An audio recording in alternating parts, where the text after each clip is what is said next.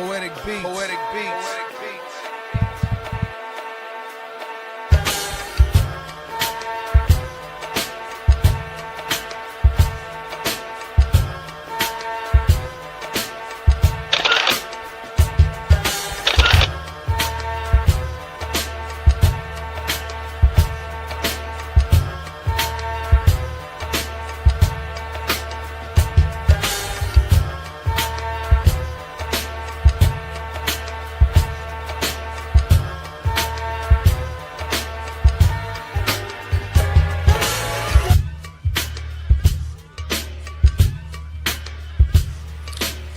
This is First GenXers. Poetic beats. Poetic beats.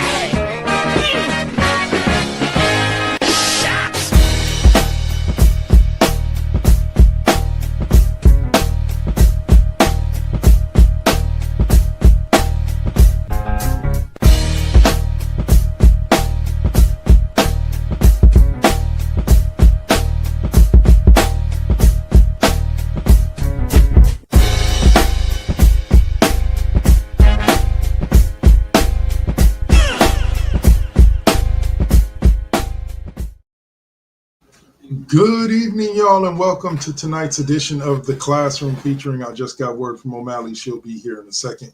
Damn updating computers. But for right now, I am here with the one and only Mr. Suave back again after a quick vacation. What's up, brother? What up, man? For sure. So as usual, you can find us on Facebook.com. Just search for The Classroom featuring. Like us, subscribe, get all the news, check out episodes, etc. All right. So we're going to bring you in real hot and fast here, Suave. We're going to start with the sports quiz question of the week, or at least of the segment, one of two. And we'll see what kind of answers you have here. All right. In the 1997 ALDS, American League Division Series, which player hit a walk-off home run for the Baltimore Orioles against the Seattle Mariners, sealing that series? Give you a few minutes to think about it. While you're thinking about it, we're going to talk some NFL regular season, Week 5 action, and we are going to open up with the Thursday night game. That was one hell of a game as the 49ers pull off the upset per Vegas with being 8.5-point underdogs, beating the Rams 26-23. They came out hot, went up 14-0 early, and after that, it just the offense didn't stall because Mac Jones made some great plays, almost threw for a career high. He had 349 and a couple of touchdowns. Christian McCaffrey did Christian McCaffrey things. And they ended up getting the victory. Suave, before you give us your thoughts on this game, we'd like to welcome in the lady that always makes every episode fun, the one and only O'Malley. What's up, O'Malley? What's up?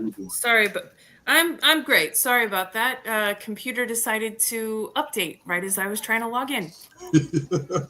They should have an option to let you pause updates. Like, no, I really need to use my computer. Right. Exactly. It's like also too, I use Zoom for private practice, right? And how many times in one day does Zoom actually really need to update? Like for real. Yeah. Shit. All right. So Suave, you were kicking us off with your thoughts on the 49ers defeat of the Rams in LA, or as they like to call it, Levi South? Defeated the Rams 26-23 in overtime. Mac Jones did what he's supposed to do. You know, he came in relief of Purdy. Purdy's not playing at the moment, so you go out there, you go for over 300 yards, you get 2 touchdowns, but most importantly, you don't commit any turnovers. They were missing some key pieces, so Kendrick Bourne had kind of a showing out game on why they decided to sign him right as the season kind of began for the depth purposes. So the Rams still have a lot to work on, a lot of things they got to figure out. Stafford played pretty well. Puka Nacua had a pretty good game, but they're still kind of working on some things. But the Niners and the injuries that they've had and being able to only have one loss on the season so far, it's critical. And that puts you in position to be a playoff team come the end of the season. as players start to kind of get healthy and return to the fold. One quick historic note before I let O'Malley give her thoughts, or have O'Malley give her thoughts. The 49ers have 0 rushing touchdowns and 0 interceptions for the season. Not only are they one of the first teams since 1940 to start a season 4-1 with that particular statistic on their defense, but they also are the only team ever to start with that through the first 5 games. A very ominous stat for sitting on top of the NFC West. Your thoughts on this game, Ms. O'Malley? Well, under normal circumstances, I would have said that the Niners didn't beat the Rams, that the Rams lost to the Niners, if that makes any sense. But given what they did with how many pieces they had missing, and the fact that fumble was a forced fumble in the end zone, I'm gonna actually say that the Niners actually freaking beat the Rams on this one. But for that play in damn near at the freaking 1 inch Yeah, line, the goal line, yeah. There wouldn't have been overtime. Also, kick the fucking field goal. Just kick the fucking field goal. Yeah, tie it up. Take your shot. Let your defense do their thing. Take your shot. So, They've been beating up Jones all game. It was a good game. I have to say, I don't like either team. We know. I mean, I probably dislike the Niners more than the Rams because the Rams are just irrelevant to me. But it was a good game. It was a good watch on a Thursday when I actually didn't have work that night. So that was a good watch. Good game. And with as many pieces as the Niners had out and were able to pull out that win, I give them props on that one. Amen. Mac Jones, man.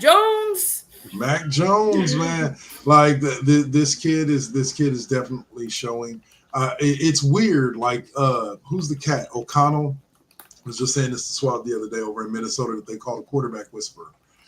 Which, by the way, he's working his work with. If you saw that game this morning, he's working his work with fucking Carson Wentz as well. But they call him. But Shanahan has had. Now this would be the third with Sam Darnold. Was his second consecutive backup that may go on to end up reviving his career elsewhere, and making some good money. Mac Jones is playing the way Mac Jones is playing because Mac Jones is playing for a contract. He's at the end of his Niners contract and could sign somewhere that needs a quarterback for decent money next year. Well, I also think that Mac Jones got fucked in the post-Tom Brady New England Patriots. I don't necessarily think he got a good deal in all of that. And so, granted, it's with the Niners right now, but the kid's showing what he can do. So, and a big hat nod to him, not only for the performance of the 350, I think it was like 2 touchdowns, no interceptions, etc., and kind of controlling that offense the way that he did against a very good Rams defense. He got beat up. Like Leon Spinks in a Mike Tyson fight. That's the other thing that didn't make sense about them not kicking that field goal because he was hurt. He was limping. He was hurt. So he didn't have it in it. I don't know if he had any more gas left in that time. Bad play calling. According to Sean McVay, he'd make the same calls a million times out of a million. So. Yeah, of course he's gonna fucking say that. Yeah. Fucking narcissist. Right. Can't admit that he did anything wrong. Well, so that leads us to this game from today, and I was hoping that we would have a closer game to talk about, but the Colts beat the Raiders 40-6 today, and it wasn't. I'll put it to you like this: Geno Smith pissed me off because I started him in 2 of my fantasy leagues today. He got me 10 in one league and 7 in another. That was dumb. I figured he could at least give me 16, 17. He was my primary starter, but that's because Brock Purdy's out. He was my primary starter. But needless to say, wow. I get it. It was in Indianapolis. home. You can say home court advantage or home field advantage, whatever. The Raiders didn't show up. The Raiders don't have a home field advantage anywhere at this point because if you look at that stadium, and sorry, a lot of us said that was exactly what was going to fucking happen. A lot of those games look like the other team's home game. So, away, home, it doesn't matter. It doesn't. I'm not surprised. And yes, I'm a hater. Call me a hater. I don't fucking care. I'll own it. I'm a hater. My husband laughs at me all the time. He's like, I know that Raiders fan is still in there somewhere. Not as long as Mark Davis is alive and owns the team, it's not. Oh, my goodness. Swab, your thoughts on this embarrassing loss in Indianapolis? All right, so let me set the scene. I wake up in the morning, I kind of tune in to the Vikings for a minute, Vikings rounds, and then I kind of, watch a couple of movies with my girl, get on some video games for a minute, and then I just happen to turn the game on, and the Raiders are getting their ass kicked, and I was like, The Browns put up more of a fight. I mean, there's nothing else you can really say. They just flat out got curb stomped, and there were certain things to be lightweight hopeful for if you're a Raiders fan. GenX seemed had turned a corner after not a very good start to his career. But Brock Bowers is playing with some injuries, and he's literally probably your best offensive weapon. Geno Smith comes in after a few years in Seattle for the guy that he played with in Seattle, and you're figuring, okay, well, you can probably get some competent quarterback play out of it. And Daniel Jones looked like a playoff contender. Yeah. I mean, Daniel Jones looked like an actual quarterback. And I can't even explain it. I mean, if you told me that New York Giants Daniel Jones was going to move to another team, end up becoming the starter, and actually have that team looking competent, I'd be like, nah, you go ahead and keep your money because I'm keeping mine. There's just no way. And here he is. That wasn't on your 2025 bingo card. Yeah. Because, and this is the type of game right here where you wonder, did the Raiders make the correct choice in bringing in Geno Smith versus doing other things like just letting O'Connell keep his job or drafting Shedeur Sanders? Because at this point, hard after Daniel Jones. Or bring in Daniel Jones. I mean, could he have done what he's doing for Indianapolis with the Raiders? I mean, it just, No, I didn't, because it's the Raiders. Yeah, probably not. Because it's the Raiders. Yeah, he would have looked. It would just been the Las Vegas It would have been Giants. Giants. Giants 2.0. I think it has so much to do with the team and the leadership and all of that. And karma. We call this karma. This is the Oakland curse, folks. This is the Oakland curse. And I'm here for it, and I'm loving every fucking second of it. Well, they just got flat manhandled. Let me say this as well on the Daniel Jones note. I still don't understand how he won the starting job over Anthony Richardson. Anthony Richardson actually played pretty well last year, outside of being concussion city for half the season, and getting a concussion or getting hurt in some way every couple of games. Like, the kid, talent-wise, was – so how we went into this season with Daniel Jones as a starter from day one is like, is Anthony Richardson going to have to go someplace else to find his career? Yeah. Because Daniel Jones is young enough that Indy could ride him for the next 5-10 years easy. Yeah. Watch Anthony Richardson get traded. He could be what Andrew Luck was supposed to be. Not that Andrew Luck wasn't that talent-wise. He was. He just didn't play long enough to really live up to the expectations that I don't know. He kind of did. I mean, Andrew Luck was a generational talent out there. He just got tired of getting beaten up. And, I'm not giving CTE, for nothing. Y'all going to have to do something around me. He was a Stanford kid coming in, right? He wanted to save that brain. He didn't want to lose all that intelligence. Yeah. Like he's got other future endeavors. Exactly. I want to be able to being walk. the GM of Stanford football. Yeah. That's off the hook. Like, Andrew Luck is running that team now. Well, not the team. He's not the head coach, but still. All right. So the next game was just an interesting one as the Cowboys – in the battle of futility, the Cowboys outlasted the Jets 37-22. I think Cowboys fans need to settle in for this. This is going to be most of your season, but most of the games you're going to lose. The games when the offense plays well, the defense is going to play like shit. And the games when the defense plays well, the offense is going to play like shit. Don't expect to go to the Super Bowl. Don't expect to win too many games. But that's just my personal thoughts on the Cowboys. I'm sorry, but any Cowboys fan cheering and making a big deal of this win is just, yeah. It's the Jets. I mean, a win is a win, and the Jets have a lot of nice young pieces. They got a nice young team. They haven't figured it out yet. They thought Aaron Rodgers would be able over the last 2 seasons to help get them over the hump with the quarterback play. And I'm a firm believer in Justin Fields. But for especially in football, it's wins like this that you can't afford to lose. And this was the game the Cowboys desperately needed to kind of, get their season jump started. If they can find some rhythm on offense and the defense can do just enough, they could find themselves in the playoffs. Whereas the Jets, they're still trying to get it figured out. But they did put up 22 points. Getting into the playoffs doesn't ever appear to be their issue. Through the playoffs is their issue. You got to be able to get there to at least have that chance of getting, making the run. Because when you get to the playoffs, it's just 4 wins, depending on where you're at. Let me say it like this: they're not better than the Eagles. They're not better than the Commanders. No offense Definitely to not, them, but they got a puncher's chance to beat anybody. Yeah, like they can beat a team if a team beats themselves. That's where the Cowboys are at right now. And speaking of Les Commanders, I have a happy husband. Yes, you do. Because not only did they win, but they were in the viewing area this weekend, so we got to see them win. So I got a message of, we just won. LOL, talk to you later. Okay, yes, thank you. I just know to you remind won. you. Yeah, I know you won. Because I had he was very upset when he called at halftime, and I knew you were going to call because it's halftime. He's like, well, you didn't expect me to call you during the game, did you? I said, no, I actually expected you to call me right now. That's why I said that.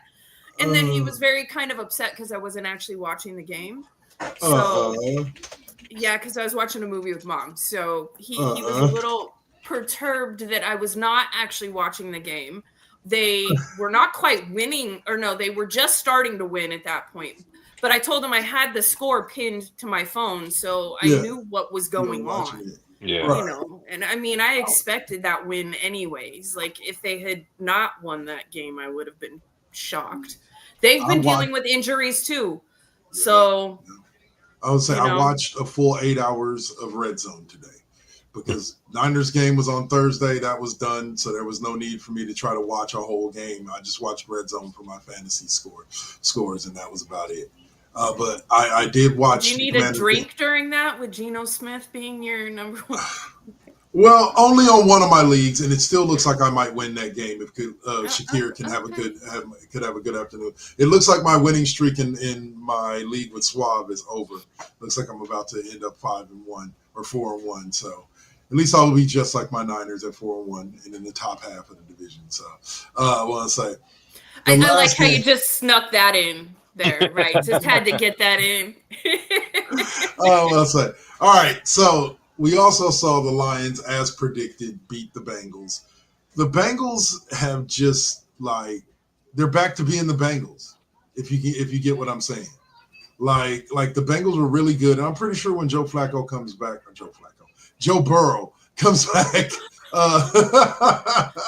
don't know why Flacco just rolled off the top. Wrong Ohio team, sir.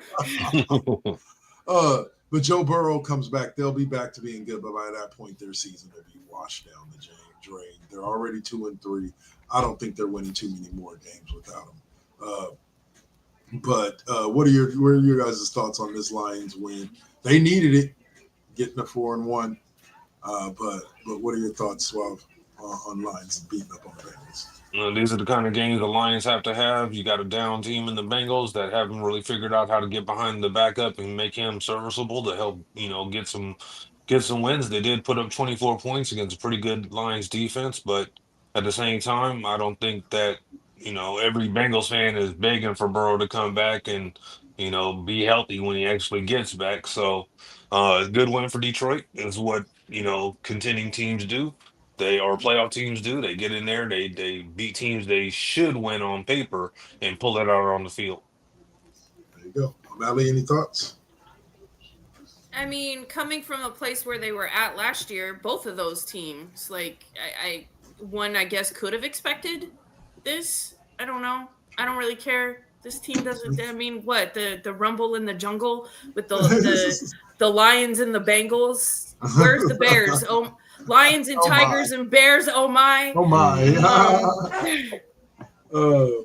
But yeah, no, it was an easy win. Now in my other league where Geno Smith was not my main starter, Jared Goff was, and he put up some decent numbers for me. So he normally does. Like he's good fantasy wise for some points. I mean, I really feel like Goff and Stafford really kind of did the flip flop in what they were doing with their respective teams. Honestly.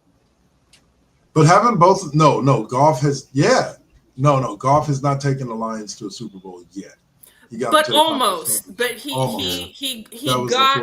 got closer than Stafford ever did as a Lion. As a Lion, because I was going to say, didn't Stafford win the Super Bowl as a Ram?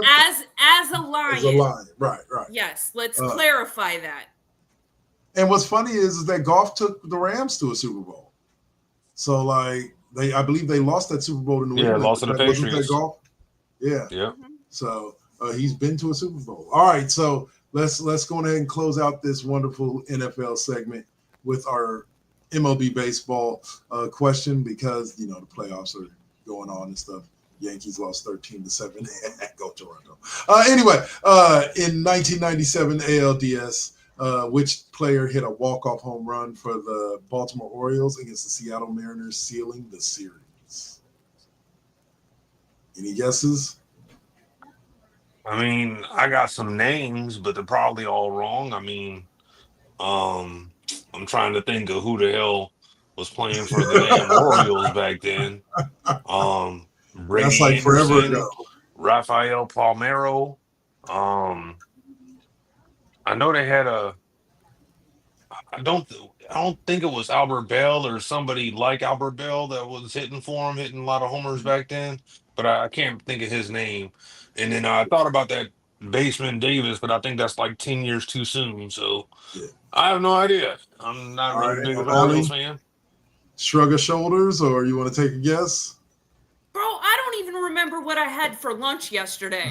I definitely don't remember freaking the World Series that my team had no bearing in the year I graduated from high school. All right. Well, both of you guys should remember this name because he was pretty popular in his day. But the one and only Roberto Alomar. Roberto Alomar. Yeah, he was a great shortstop, second baseman. Yeah. So, all right, y'all. So we're going to go ahead and take that quick break and do our commercial thing. And we will be back after the break to talk some basketball. We're going to talk a little Warriors with Kuminga and signing and the signings that they've made and what the team outlook is. And then we'll also talk about some MLB playoffs. You're watching The Classroom with O'Malley and Suave and Darklow 100 right here on First GenXers Broadcast Network. Peace.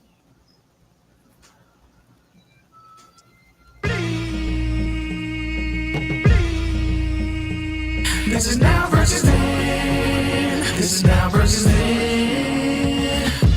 Get on your mark, let's go. This is now versus then. Burning up your radio, still turning up the heat with Poetic on the flow. Got you moving to the beats with the Saint as your host. Shout out the collective, hold it down, we gon' clown, that's the lesson. Where Generation X meets Generation Next, with them bangers from the east to the south to the west. Yeah, this how we do it in Sacktown. Slide to the studio, yup, it goes down. Everybody fall through. These beats gon' pound, waking the game up, told you it goes down. And this is only the intro. Turn the mics on, shout out to my kinfo. Where you at, y'all? Let's get this started. Turn down for what we about to start the party. Let's go, let's go, let's go, let's go. This is now versus then. This is now versus then.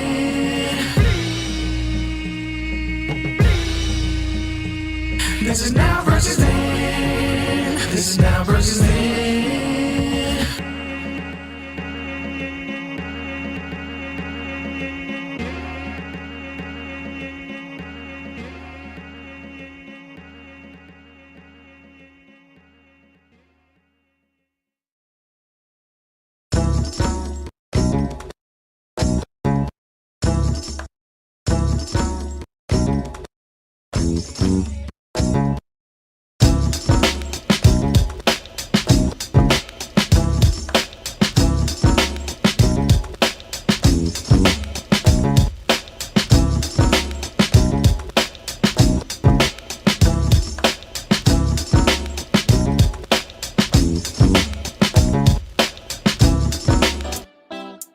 Got to keep it. You got to keep it lovely. You got to keep it. You got to keep it lovely. Success comes right after the struggle. I ain't even giving up on whatever I wanted. The tragedies I've seen, I can't even stomach. Most of y'all weak as shit and would've started running. Every time I make it back to the crib, I'm thankful the Most High let me see all of it. Grateful I'm lovely, and I'm being real with this. Please don't judge me, I'ma stay on my shit. I'ma keep a grind mode button, push it, make it do something. No balls for me, cause I'm a loose cannon. I get to choose, camera, switch it up, look up a new banner. Keep smoking on that banner.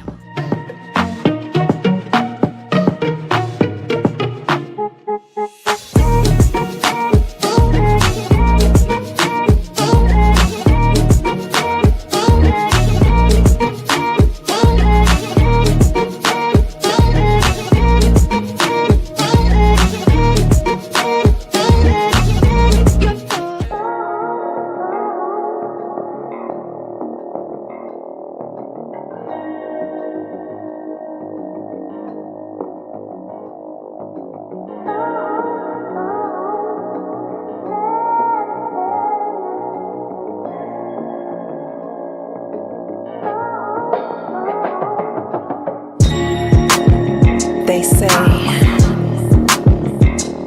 that beauty is in the eye of the beholder. But the definition of beauty is distorted. Yeah, come on. Searching for yourself, so insecure about the way you look, so you go to Miami. You can't find the love within yourself.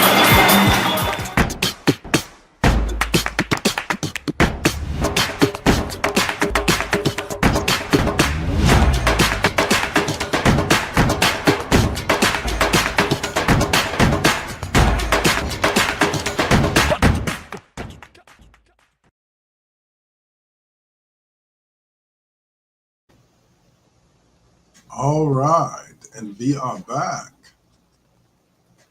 Hope you guys enjoyed that little block there. Get up and go use the restroom, whatever you need to do.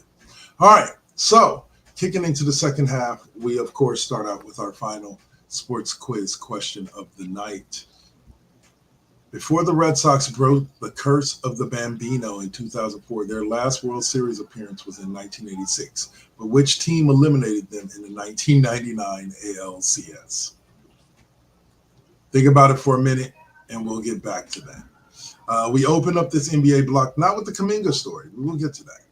But we open it up with Doncic and the Lakers. I guess J.J. Redick, the story is that J.J. Redick has installed a new expectation of physical conditioning, and that is that every Lakers player must be in top shape, ready to go, able.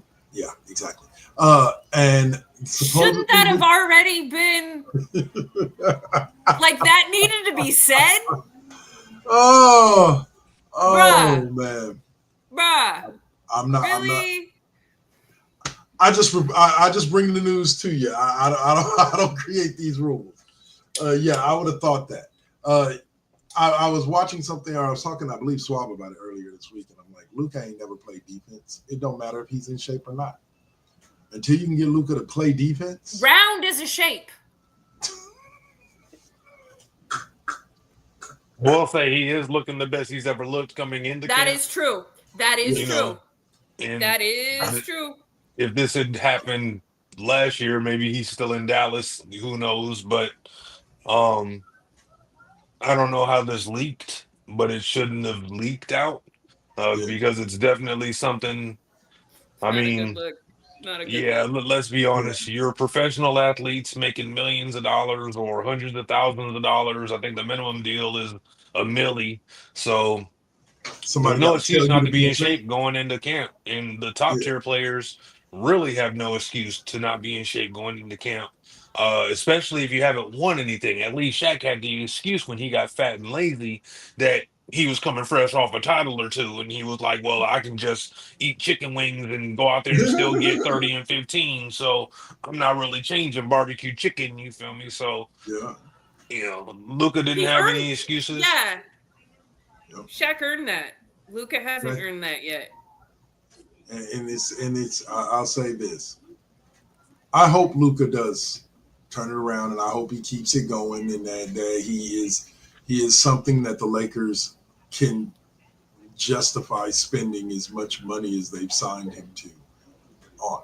Like, bottom line, like it's I appreciate it. I appreciate the fact that he is trying to turn his look around and turn his image around and become a member of the pantheon of great players that have played for the Lakers. But we got a long way to go, Luka. But getting in shape, step in the right direction, sir. Step in the right direction. All right.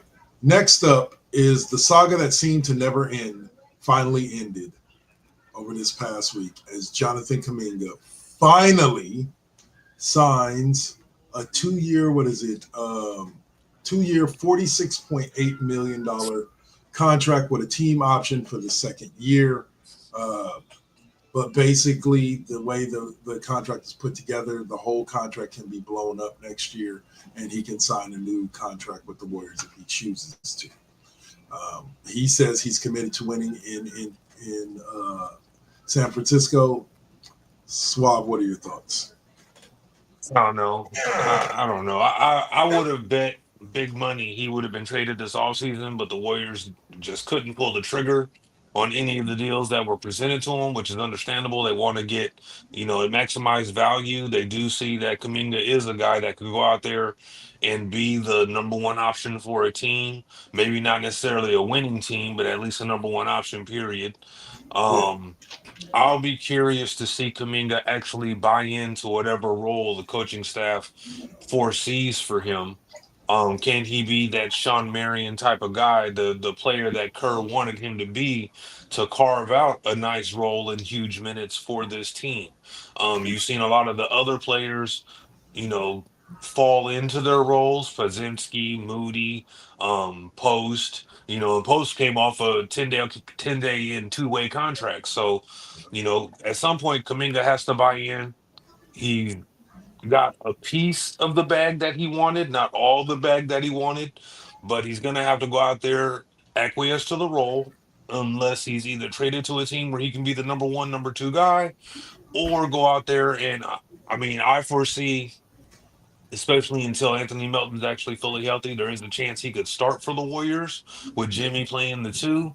But I got a feeling that the Warriors would be better served to get Kuminga to come off the bench and be that igniter off the bench with Buddy Hield. So I think Buddy Hield and Kuminga, if Hield doesn't start, him and Kuminga could come off the bench and be instant offense while Curry, Butler, and the crew are kind of resting. Because that's one thing about this team is they're not going to get anywhere without health. Health stopped the team last year from doing anything exciting. That it looked like it could. They weren't able to get to their full or reach their full potential. So hopefully they can manage minutes. You got I've seen a lot of the San Francisco Oaks and the San Francisco grandfathers, and I saw one where everybody had the white beards on, and I was like, bro, Curry ain't even going gray yet. You got him looking all old and Uncle Drew. It was like, okay. But I gotta admit, all their stars are or their starters are essentially 30 up. 35, 36, 37. Yeah. They're up there, so there's no getting around it. They need to average about 30-ish minutes a game to be able to maintain their health and maintain their rhythm. So they're going to need a second unit to actually play well, and that's where Kaminga is going to come in, depending on what his role actually ends up being with this coaching staff. Amen. Amen. And O'Malley, your thoughts on Kuminga being happy that the standoff is over and signing his contract? Is he happy? That's yet to be seen, because money was only part of the issue, a small part of the issue. It's whether he goes out there and is a team player and is okay with playing whatever role that they've got him playing. That was his biggest issue prior to all of this. That, I think, was more of an issue than the money. So, and the money comes along with the fact that the other part is he feels his station in life in the Warriors hierarchy should be more and is more than what it is, and maybe what it was prior to Jimmy Butler coming in. So I think a lot of it is going to, he has a great opportunity to go out there and play and give it like a big fuck you, as in this is why, right? Really show it, in rather than going out there and still being butthurt about the whole situation. So, you know, is he actually happy is a whole other story that we finna find out here soon. So, all right, y'all, we're gonna move forward. Still with the Warriors, but it is the additions that the Warriors were one of the additions the Warriors were able to make after the Kuminga situation resolved itself, and that was our Warriors have finally put ink to paper, and signed Al Horford, their new starting center. Which to me, he signed a multi-year deal. Doesn't give any actual numbers on how much, but I think Swab brought this up to me earlier this week when we were talking about it, that he's kind of like an Andrew Bogut type. Like, he's older, he's not going to exactly be a lot of run and gun. He's not JaVale McGee. He's not going to be, catching Curry dunks. But he can hit threes. He can play some solid defense. And the combination of him, Jimmy, and Draymond on the same team is going to make this team hard to score on. But I was thinking more intriguing was the combination of him and Kuminga when he played some minutes with that second team. I think that duo can take the Warriors' places as far as when Steph, Jimmy, and Draymond are off the court. We'll see. But the addition of Horford was huge to me. O'Malley, kick us off first with your thoughts on Al Horford becoming a new starting center for the Warriors, at least for the next couple of years. I mean, we needed it. I think it fills a gap that we've had. So I think we all saw this coming. The drama of Kuminga has just put this on the back burner and on hold, and seeing what happened with that. So I'm glad that it finally got done. I'm actually kind of irritated that, like, here we are about to start the season and these things are still being wrapped up. Like, this would have been nice to have gotten wrapped up a couple months ago. Yeah. 100%. So, but hey, season starts in a few weeks. Let's go. That's real. Swab, your thoughts?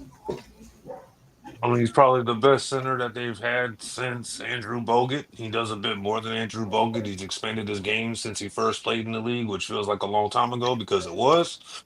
And even though he's incredibly old, or on the older side of his career, he can finish out this contract. He's a guy that can go out there. The Warriors do have youth at the position. You start Horford about 24 minutes a game. You let Post come in. You got, Guy Santos. They've got guys that can come in and kind of, help Horford get to the end of his deal. But Having said that, since Andrew Bogut, this is probably the most complete 1 through 5, 1 through 7, 1 through 18 that the Warriors have had.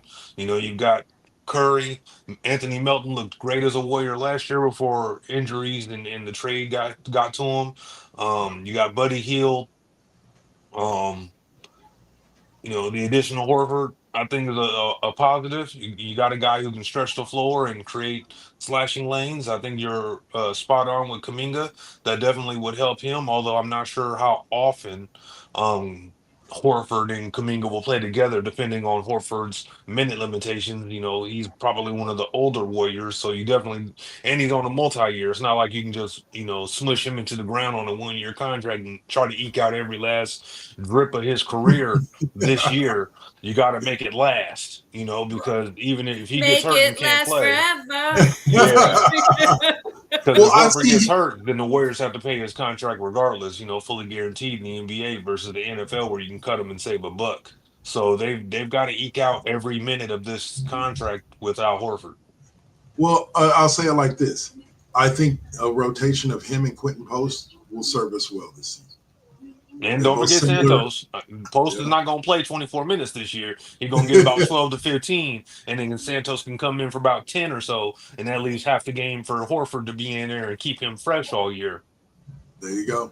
All right. So to round out this Warriors roster and the final subjects on the Warriors that we'll be talking, they also brought back GP2, one of their defensive stoppers, and they re-signed DeAnthony Melton.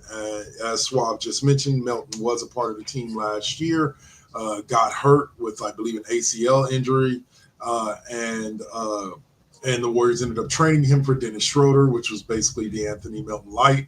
And he was serviceable. He worked for a while. But this year they went back. Evidently, this was always in the works that Melton was going to come back to the Warriors. They don't expect him to play, I think, until November, December, the first part of the season. They don't expect him to play because he's still rehabbing from the ACL, but they say he's looking good. And, of course, like the Warriors always do, they're going to bring him along slow because they have enough talent to do that. Right now, they don't really need Melton until basically the second half of the season, and the playoff push is where they're really going to need him healthy. So, Swab, kick us off with your thoughts on them bringing back GP2 and signing DeAnthony Melton as well. GP2 is kind of a no-brainer. He's towards the end of his career. He's coming off a few years of catching the injury bug. So, bringing him back was a no-brainer. I think they brought back Anthony Melton to kind of replicate how they started last season. The Warriors, before the Jimmy Butler trade, started the season 12-3 with Anthony Melton before he got hurt. So hopefully bringing him back, it's obvious that they were missing him once he got hurt, and they're lucky to have been able to use him to even bring in Schroeder a little bit later. So um, I really like these additions. I know it's a lightning in a bottle type situation, but for depth, they've also got Seth Curry, so the Curry brothers will play together and they'll get some time together. Um, it's pretty good. I think the Warriors are a legitimate championship team, although we do have to see it kind of come together on the court. Everybody has to remember before the trade, they were 12-3 to start the season, and they looked like they were going to be gangbusters. And then at the end of the season, after the Butler trade, when Curry and Butler played, they won 75% of their games. And that's before these moves this season, which include Al Horford. So Yeah. I really think the Warriors should be considered championship contenders, but they're going to have to go out there and prove it. A couple of the teams that dropped, like the Celtics, are not going to have a good season. Indiana Pacers really won't be beating anybody. So, Halliburton's out for the year, even yeah. though they're on the eastern side of the deal, if the Warriors can get to the finals, I don't see another team in the East that could beat this Warriors team in a 7-game series There you go. outside of the Cavs And getting over the hump. well, I mean, and I hate to even bring this up, but the main contenders in the East have some main players out probably for the entirety of the season because everybody and their mama injured their Achilles last year. Right, toward their ACL, everybody.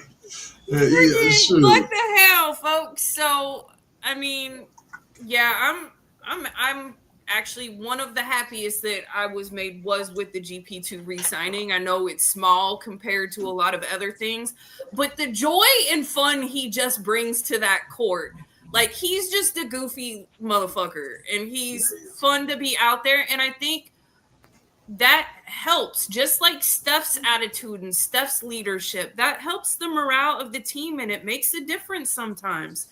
And it's nice to. We have players who've been with their teams. We got a bunch. Yeah, they've been talking about that lately, about not just our age, but how long both Draymond and Steph have been with this team. And you don't see that very much anymore. So I absolutely love it for these guys. And this could be the last hurrah. Well, next year for sure, but yeah. I did want to touch on something before we move on to our final subject of the night. Suave, yeah, I forgot to mention the fact that they locked up Seth Curry as well, which to me is huge because Seth is a great shooter. He's an above average defender. I wouldn't call him elite, but he definitely works on that side of the ball. And I've been wanting to see him and Steph run together for a very, very, very long time. Didn't he play for the Warriors? Yeah, for like a hot second right after coming off of, I think he was with the Santa Cruz, the G League team, and then he came and played, I think, for like a half a second. And then went, and then was traded. Same with Lee. Oh, the brother-in-law, Steph's brother-in-law. Yeah, the brother. We got the whole family, folks. We got the whole family. All right, so we're going to take a quick look, guys, before we close out the show at the MLB Playoffs. Currently, let's see, what do we have? We have the Yankees and Toronto playing each other, with Toronto currently having a 2-0 lead. And then we have, who's the other one? Come on, Blue Jays. Yeah, come on, Blue Jays. Stomp them Yankees.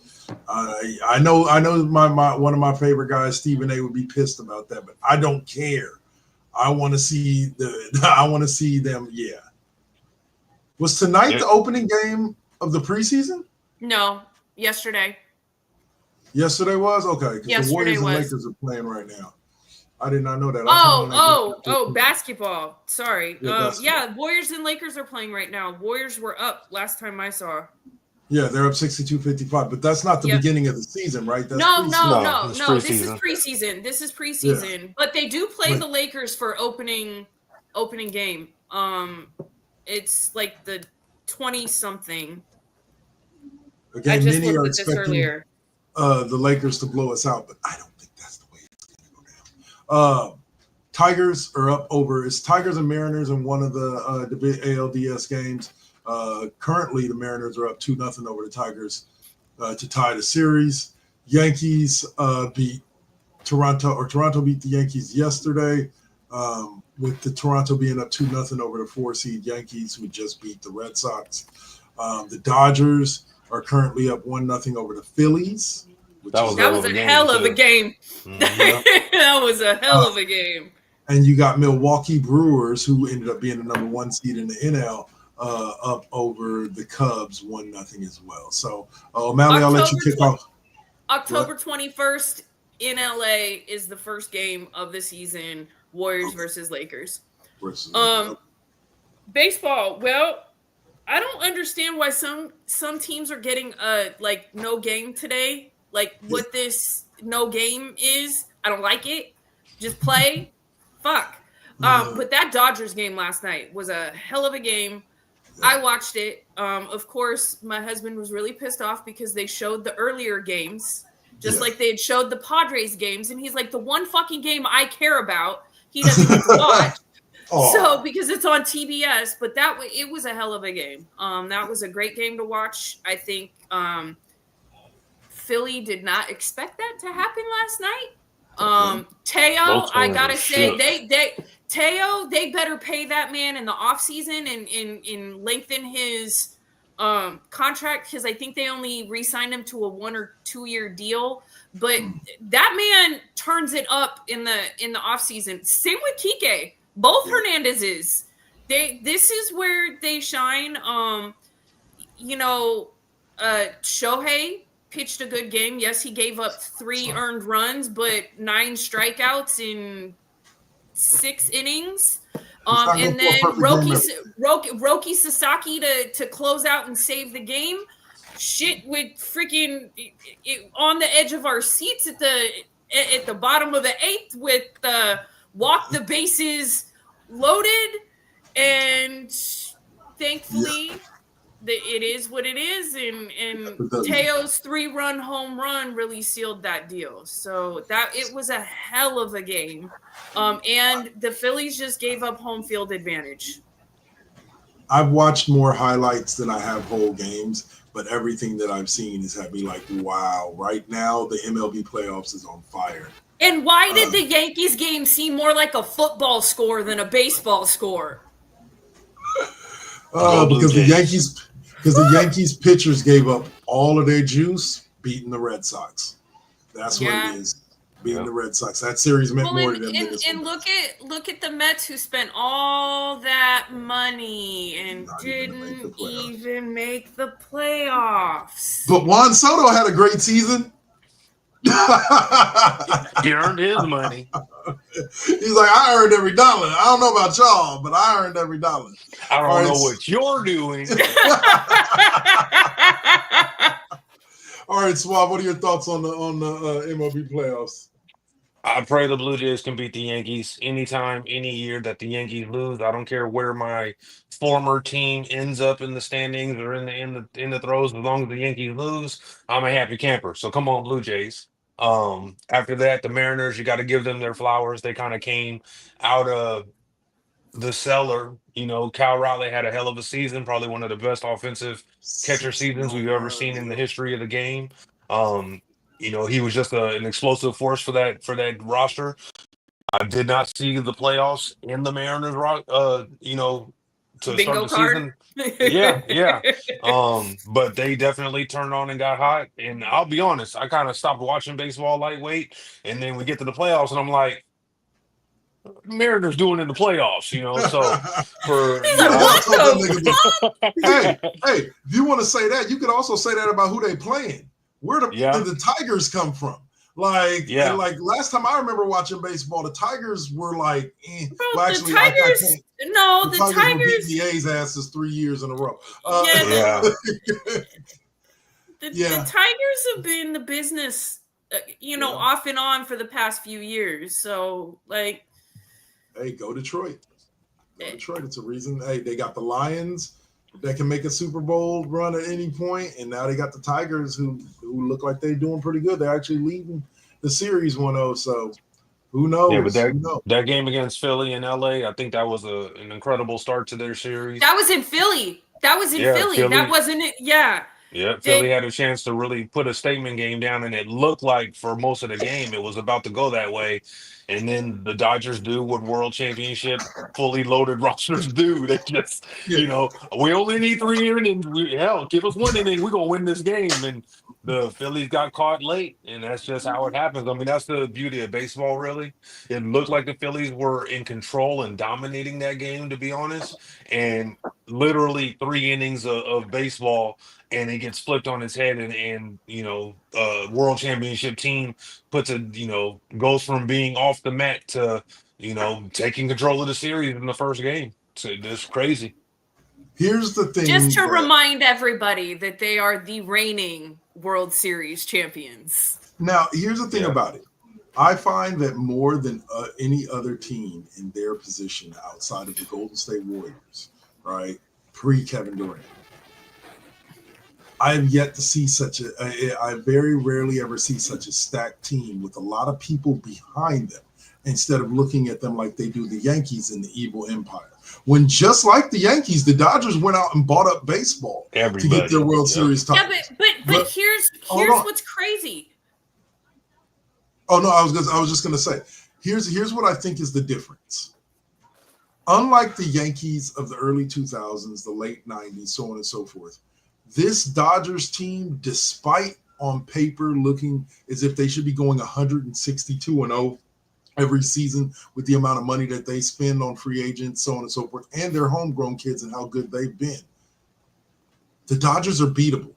And what I mean by that is not that they're going to get beaten, but on any given day, you can have a lucky day and beat the Dodgers. They're beatable. They don't seem like this unbeatable monolith that like the Yankees did. Like it was just like nobody's beating the Yankees. Like even if you think your team has a shot at beating the Yankees, nobody's beating the Yankees. But the Dodgers, I've never really heard anybody say like we don't have a shot. Yeah, like but somebody said that last year about the Yankees, and well, the Dodgers beat the Yankees. Yeah. And so it's I think that's what makes them more likable.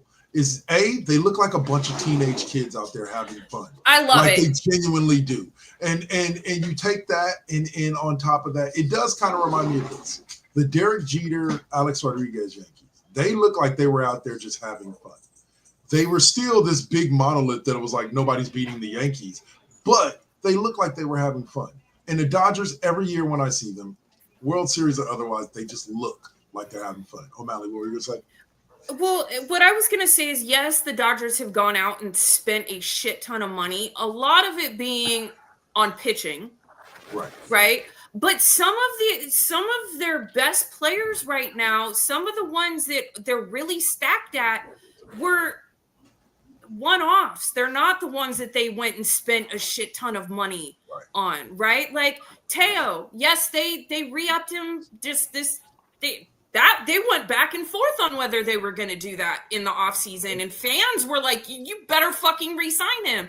But it was only for a year or two. You've got Tommy Edman. You've got these guys. You've got Pajes. You've got guys who, yes, you've got Freddie Freeman.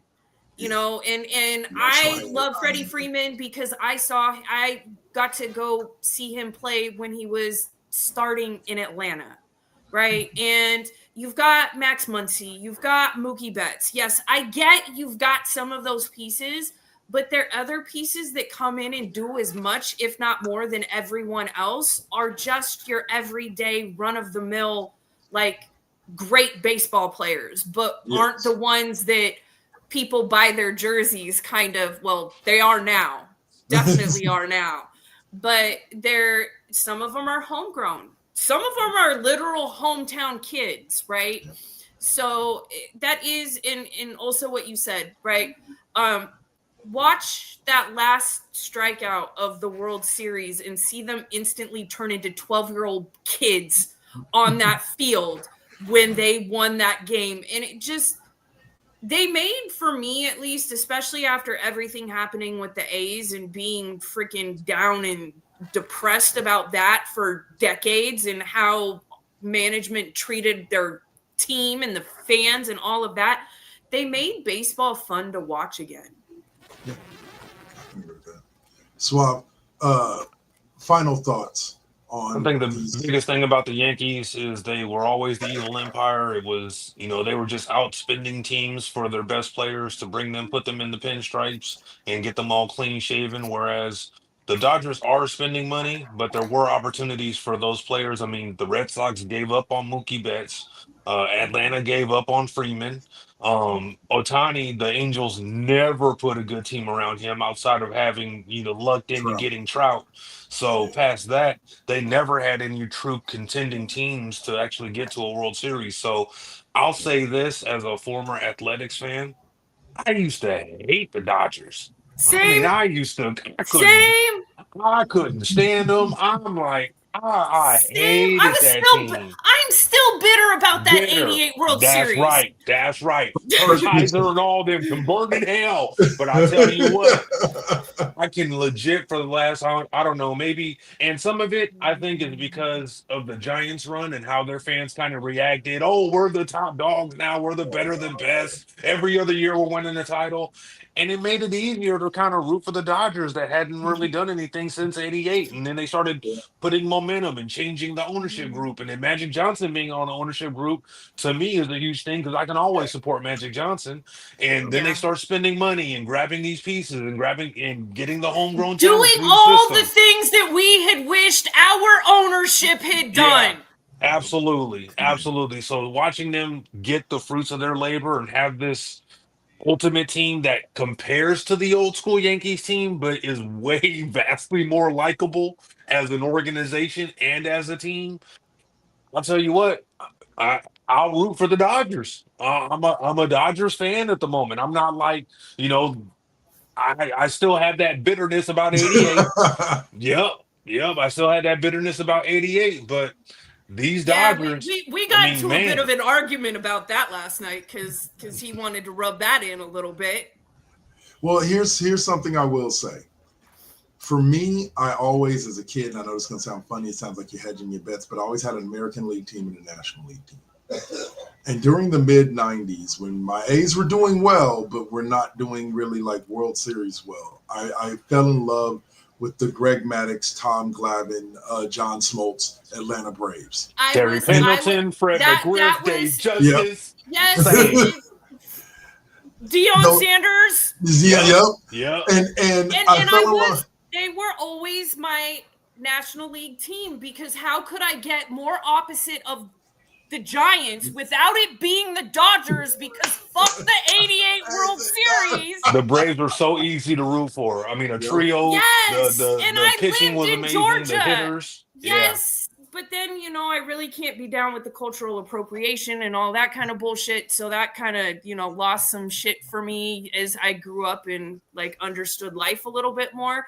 And they sold the team, and the team isn't what it is. And I'm married to a Dodgers fan, and that just doesn't work out that way anymore. I will say this: I attended live the one-game playoff the year that the Giants and the Braves were in the same division at the time. This is before they started the 4-division thing, and they both had 101 wins, and they had a one-game playoff at Candlestick Park, and I was actually there for that. I'll never forget it because I was literally, I think I was like all of like 12, maybe 13. And wearing my Atlanta Braves, I literally cried when Tim Hudson went and played because he went from the A's to the Braves, to the fucking Giants. Him and Zito both played for the Giants. Yep. Gave some good years to them too. That being said, I'm kind of falling in love with this Dodgers team, despite, and they may be my new National League team. No offense to the Braves, love our history together. But this Dodgers team, like she said, is making it fun to watch baseball again.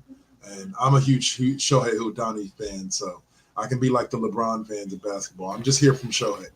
That's it. I'm just here for Shohei. I can say I can definitely root for these guys. They're definitely that style of team. All right, so you guys have had about half hour to think about it. Before the Red Sox broke the curse of the Bambino in 2004, their last World Series appearance was in 1986. But which team eliminated them in the 1999 American League Championship Series? This has got to stand out to you. I actually genuinely remember this series. I do not. 25 years ago, The Angels? Nope. I want to say close, but nope. That was what I felt like. That was too obvious. I was gonna say the Yankees, but I felt like it was too fucking obvious. The reason why that series stood out to me is that is the series that the Yankees won in Game 7 on the Aaron Boone home run that beat the Red Sox, the Kurt Schilling year. Yeah, mm-hmm. I believe it was the Bloody Sock, or was that the Bloody Sock is the year they won it, right? That was the year, but that was with the Diamondbacks when him and Randy Johnson were with the Diamondbacks, and they won. No. I thought the Bloody Sock was with the Red Sox. Was it? I thought it was that ALCS, right? No, but they won it the year that he had that, didn't they? I got to go back. We're talking 2.5 decades ago. Yeah, but needless to say, I believe that's the series that the Yankees beat them. Like I said, on Game 7, it was a 7-game series, and they won it on the Aaron Boone home run in Yankee Stadium. I'll just never forget that because I was like, fuck, because I wanted the Red Sox to beat the Yankees so bad. So that'll do it for us for this week. For all of you guys that tuned in, thank you. We appreciate you. Keep tuning back in. We got more great content for you. I would say next up is Now versus Then, but Saints taking the evening off. So next up will be Night Shift at midnight, and then we'll be back, or some of us will be back next week for the classroom. Until then, y'all, stay up, stay out, and I'll say fuck the Yankees. Anybody you want to say fuck, Steve? Fuck the Yankees. Fuck the Lakers. Fuck LeBron. We can do it There you all. go. Fuck LeBron. Fuck There you LeBron. go. Fuck LeBron. Fuck LeBron. Fuck JJ Redick and his fucking physical Whoever standards. leaked that ought to be embarrassed. Yeah. Fucking bye. And on that note, we out of here. Peace. Warriors better.